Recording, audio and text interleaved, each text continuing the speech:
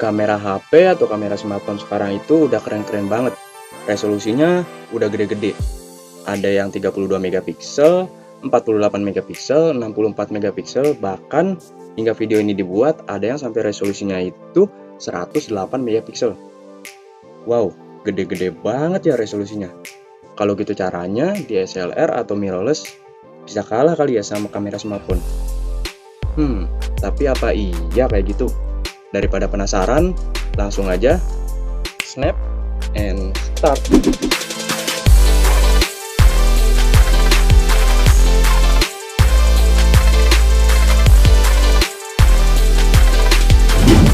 Halo semuanya, selamat datang di Iltek Komputer ID, channel yang akan memberikan kalian informasi seputar teknologi.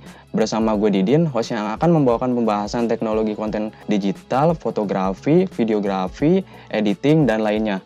Buat kalian yang baru aja gabung di channel ini, langsung aja subscribe dan nyalakan lonceng notifikasi supaya kalian nggak ketinggalan update terbaru dari channel ini.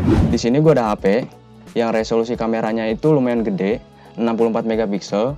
Ini bukan video review ya, jadi di sini gue nggak akan banyak bahas tentang HP ini, tapi sesuai dengan apa yang gue singgung di awal video tadi, gue bakalan lebih fokus buat ngebahas seberapa bagus sih hasil foto dari kameranya.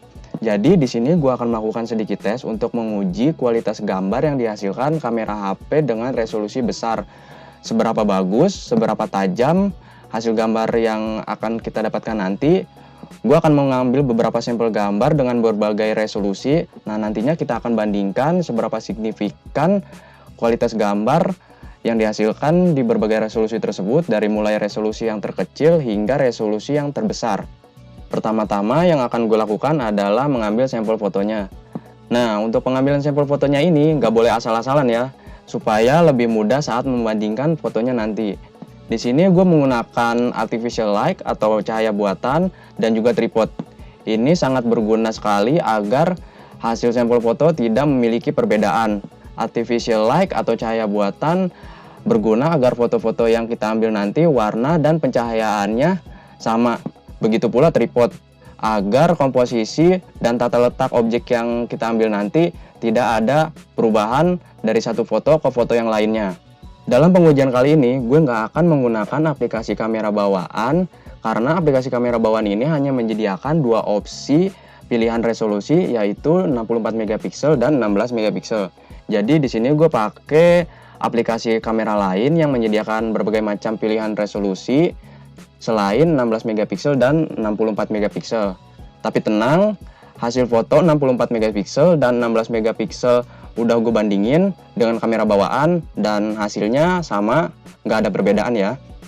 Ada 4 sampel foto yang akan gue ambil. Resolusi maksimal 64 megapiksel, resolusi optimal 16 megapiksel, 4,9 megapiksel, dan 1,6 megapiksel. Setelah fotonya diambil, nggak bisa nih langsung kita bandingin hasilnya.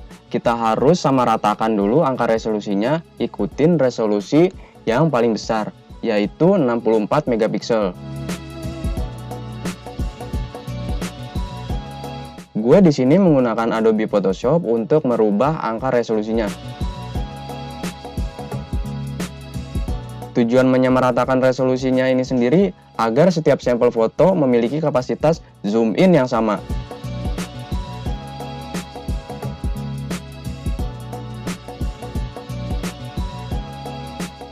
Biar lebih jelas, jadi kalau resolusi 64 megapiksel itu bisa kita zoom in terus-menerus hingga ke detail gambar yang paling kecil.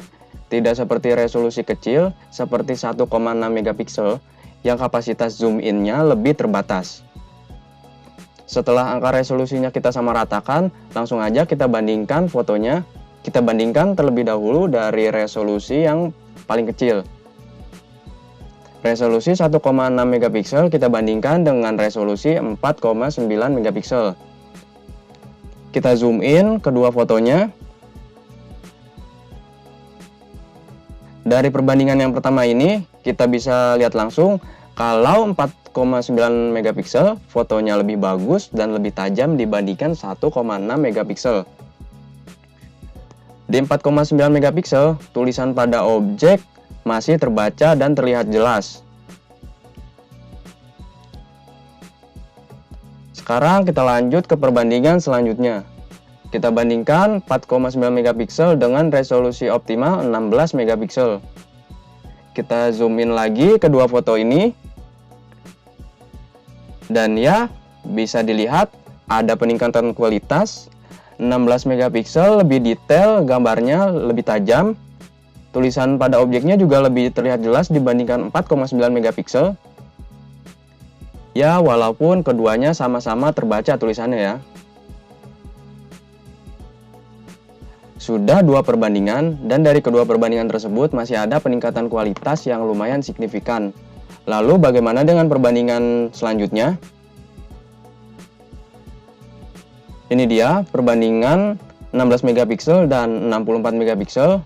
Kita zoom in, dan ternyata hasilnya agak unik nih.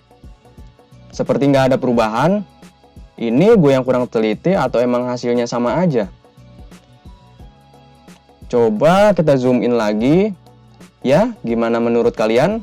Kalau menurut gue, ini emang mirip hasilnya. Mungkin nggak ada peningkatan kualitas.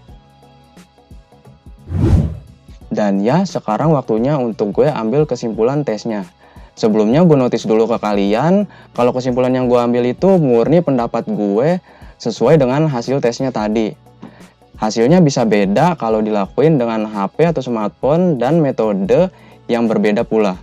Nah, kalian bisa lakuin tesnya sendiri dan share ke gue gimana hasilnya.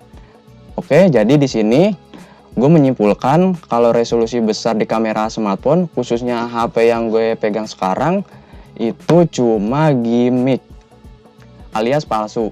Tapi tenang, gimmick di sini itu hanya secara kualitas dan gak bener-bener palsu. Secara angka resolusinya emang bener 64 megapiksel.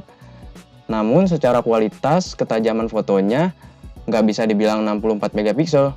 Bisa jadi juga 64 megapiksel itu adalah 16 megapiksel yang diproses oleh sistem di smartphone-nya, diperbesar ukurannya, ditarik, dirubah menjadi 64 megapiksel.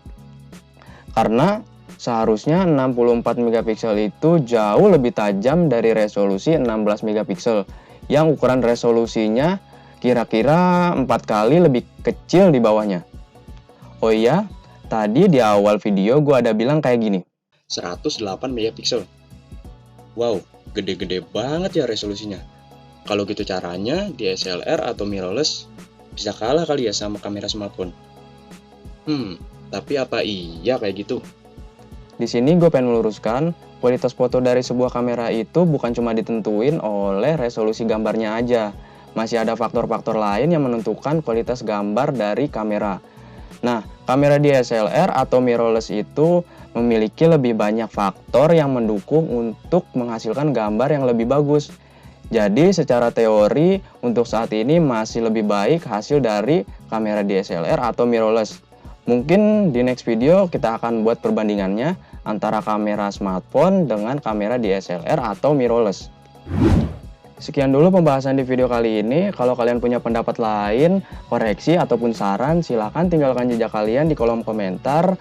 Like kalau kalian suka video ini, dan jangan lupa subscribe, nyalakan lonceng notifikasi supaya kalian gak ketinggalan update terbaru dari channel kita. Gue Didin di channel Iltek Komputer ID, pamit. Sampai jumpa di video berikutnya.